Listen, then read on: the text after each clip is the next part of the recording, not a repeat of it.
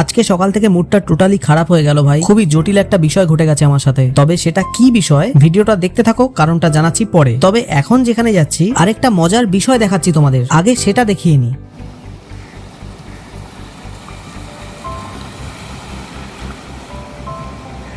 তোমরা জানি না এর আগে এরকম কতজন দেখেছো, আমার দেখা জীবনে এই প্রথম একটা এরকম মজার জিনিস। এটা প্রত্যেক অমাবস্যা পূর্ণিমাতেই নাকি গঙ্গায় হয়। তোমরা কি দেখেছো এরকম কিছু আগে? কমেন্ট করে অবশ্যই কিন্তু জানিও। এরকম ঢেউ আমি দীঘা আর পুরীতে গিয়ে দেখেছিলাম লাস্ট টাইম, তবে গঙ্গাতেও যে এরকম কিছু ঘটে এই দেখলাম আজ। বেশ কিন্তু মজাই লাগলো। আসলে আমার মামা বাড়ি এখানে, আর সেরকম গঙ্গার দিকে আসিও নি কখনো। আজকে আসলাম, আর আজকেই এরকম একটা মজার জিনিসের দেখা পেলাম। প্রথমে দেখে আমি একটু ভয় পেয়ে গেছিলাম যে এটা আবার কি, সুনামি টুনামি উঠলো নাকি রে। এটা হলো আমাদের বাড়ির আশেপাশের এলাকা, এটা আমাদের গ্রাম। এখানেই আমি ছোট থেকে বড় হয়েছি। দিনের বেলায় আমাদের গ্রামটা কিছুটা এমনই সুন্দর লাগে, আর রাতের বেলায় কিন্তু একেবারেই উল্টো। চারিদিক মারা অন্ধকার আর অন্ধকার, একদম ভুতুরে পরিবেশ ভাই। তাই রাতের বেলা খুব একটা প্রয়োজন ছাড়া কেউ বারো হয় না এখানে। তোমরা কতজন এই ভিডিওটা শহর থেকে দেখছো কমেন্ট করে জানিও। আর ভাই এরকম প্রকৃতির মধ্যেই বাকি জীবনটা কাটিয়ে দিতে হবে মনে হচ্ছে, কেননা শহরে বাস করার সুযোগ তো তখনই পাবো যখন জীবনে বড় কিছু করতে পারবো।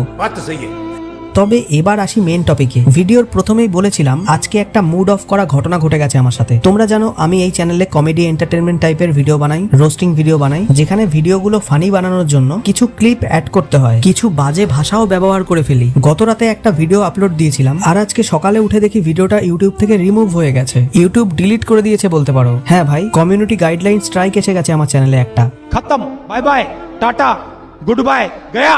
আজকে 7 দিন পরে আমি চ্যানেলে ভিডিও আপলোড দিতে পারলাম। ঘটনাটা ঘটেছিল ঠিক 7 দিন আগে। পরের দিন ভিডিও আপলোড দিতে গিয়ে দেখি চ্যানেলে স্ট্রাইক পড়লে 7 দিন কোনো ভিডিও আপলোডই দেওয়া যায় না। খুবই টেনশনে আছি ভাই। স্ট্রাইকটা উঠতে পুরো 90 দিন সময় লাগবে, এটাই নাকি নিয়ম।